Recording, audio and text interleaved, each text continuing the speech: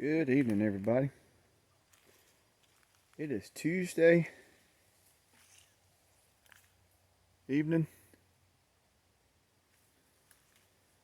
I believe it is September 29th. And we've had a little cold front push through our area. And the temperatures have dropped, I guess you could say dramatically. We've gone from 80, 90 degree temps to, oh man, spider webs, love those things, to right at 60 degrees right now. And I'm walking through the woods, and I've got a machete with me, clearing a little trail. Thought I'd come down here, look for some tracks. It's been raining, and I like getting out after a fresh rain and seeing what's moving around. Probably actually in the morning would be some of the better time to get out and look for tracks, but you never know how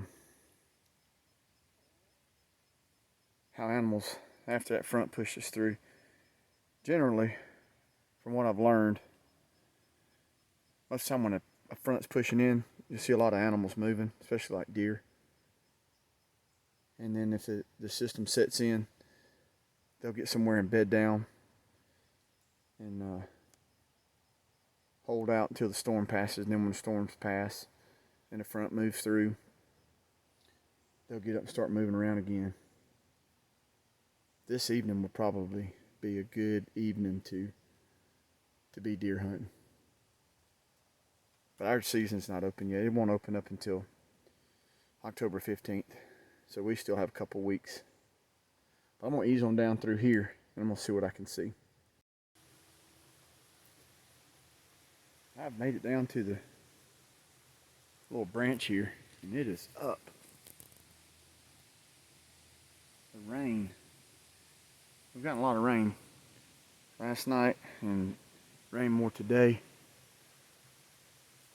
That front's pushing through in this wind, and I love it.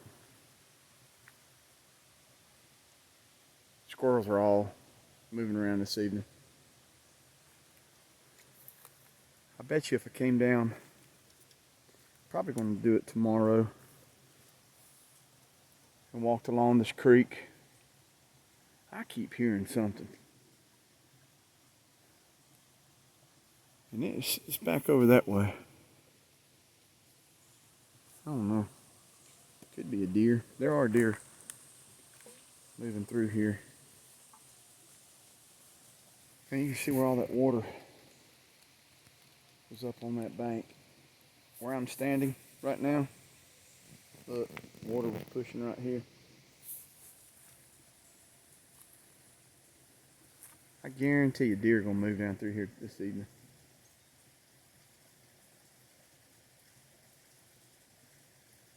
Can y'all hear that water?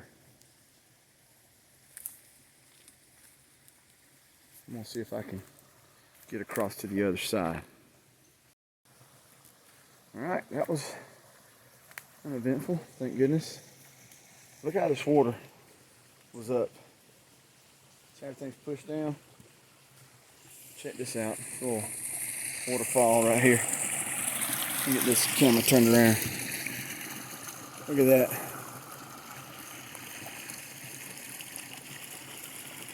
A lot of water. A lot of water in here. I just found something from where my boys. Ooh, that water is chilly. Just found something in the creek. Let's see if I can get to it here. Pull up my sleeve. Sorry for that. Trying to pull my sleeves up here. Alright, let's see if I can get to it here. Yep.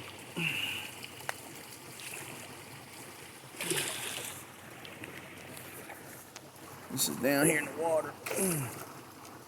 It's a...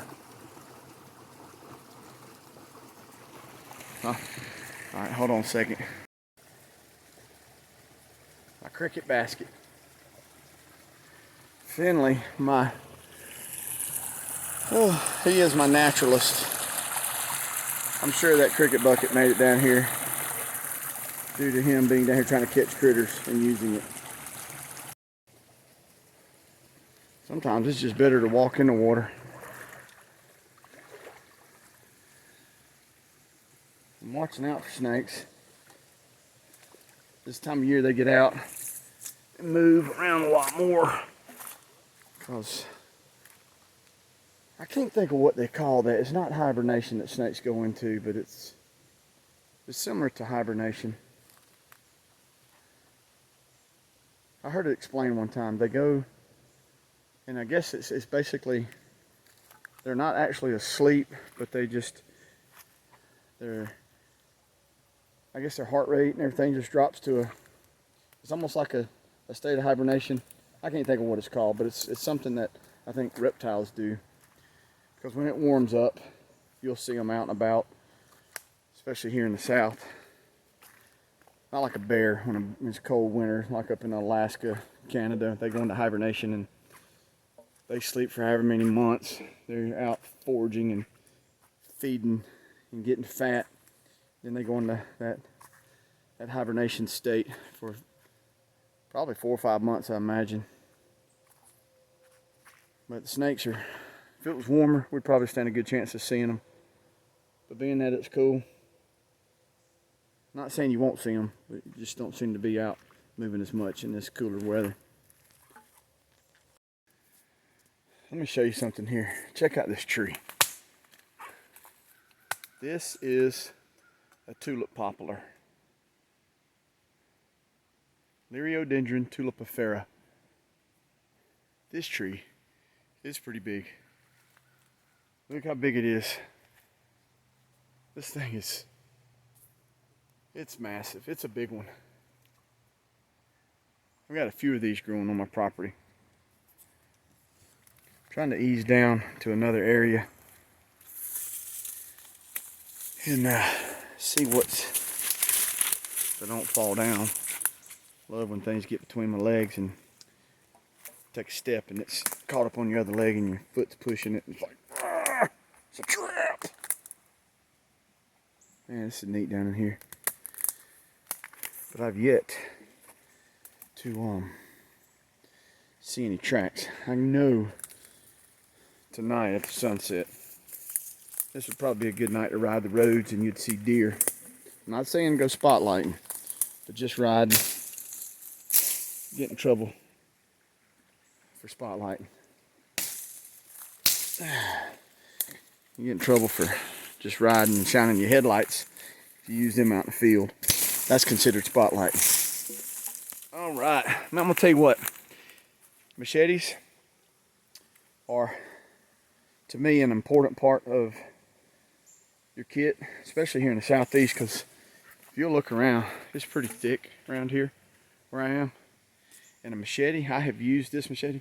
I got a new machete for Christmas from my mother-in-law and her husband. And it's the same type as this, except it's better because it doesn't have that saw on the back. I don't like this. It's not very useful, this saw on this machete. I've had this machete for years and years, so I just keep it around here. And the one they gave me is just like this, except it doesn't have the saw on the back of it. And when you use it for batoning, it doesn't mess up your baton. This is, I believe, modeled after the Vietnam era machetes. Great tool to have in your kit. You can chop with it, split wood. You can bust a trail through here if I needed to. I'm gonna cut a trail. Yeah, I don't see any tracks right now. Rain hadn't been too long ago subsided here, but I bet you in the morning. See, here's an old deer track right here. Look at this. Let me see if I can get down here to it.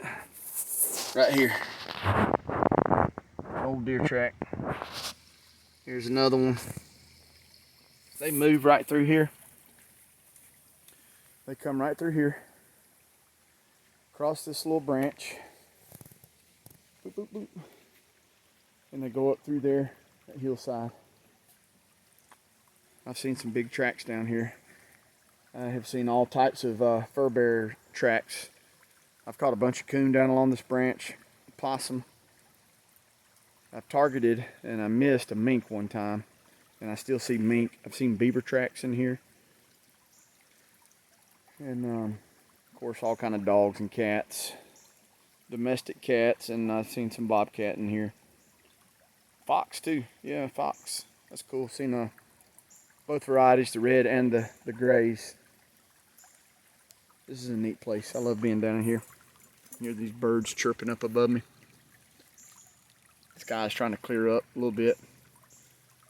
I believe it's supposed to get down in the 40s, high 40s by Friday evening. That's gonna be nice.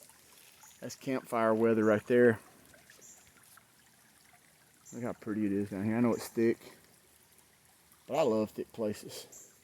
I've killed some good deer in places like this, and I've seen a lot of deer over the time that I've hunted. I'm looking forward to deer season.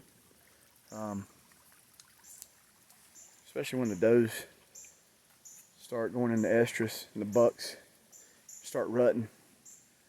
This is a good place to be, these thickets.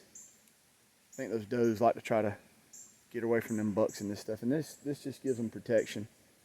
They can get in here and hide and you won't see them. They can move by you like a ghost. I was hoping to find some tracks and share with y'all this evening, but I don't see any. Maybe another little trip down here we'll find some. Oh, I done found something else. The boys, they were looking for this, and I found it. This is one of their beach toys. If I can get over to it. Boy, these briars right here. Look at these things. Oh, I don't know if that's zooming in. Those things hurt. There's a bunch of them here. Stick of briars. Brambles. Okay, this is real interesting here, guys. I have come across a carcass of something. I'm gonna look at this.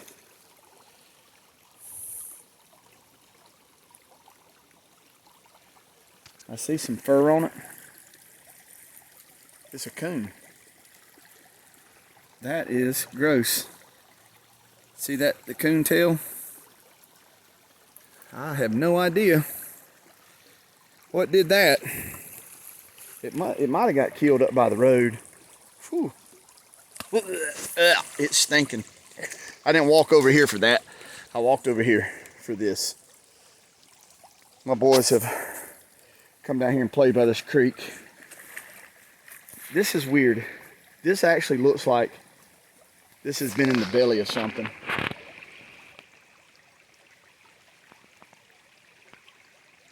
That is strange to find that. That looks like something regurgitated that. Picked it clean. I would almost think a coyote did that. Sometimes you find strange things in the woods, and I just found one. If you guys have any idea of how this may have gotten here, it doesn't look like it died. I mean, if we'll look at this, it looks like it was in the stomach of something and it was regurgitated. Check this out. Shoulder, blades, ribs. There's the spinal cord. That's guts. I see jawbone. If you have a weak stomach, whew, this smell, I don't know, that's weird to find that like that. Huh. Things you find in the woods, folks. But it's interesting to get out and look for stuff. I don't really get out and look for dead things, but sometimes you find dead things in the woods. So, anyway, I'm gonna ease back, get on out of here before I become something like that. Maybe a Bigfoot did that. Who believes in Bigfoot? Comment about Bigfoot if you want to. I have my doubts, but I also have my beliefs. So that can be interesting. That is an interesting thing to find that down here like that. For it to be washed up in one spot like that, I don't know the possibility of that. For it all to be there. That looks like something like vomited it up there. Coyotes come to mind. I bet it was some coyotes. So anyway, I'm gonna ease on out of here, and hopefully you'll see me on another video and not something in a pile of guts like that. But I hope everybody has a great week, and I'll see you later.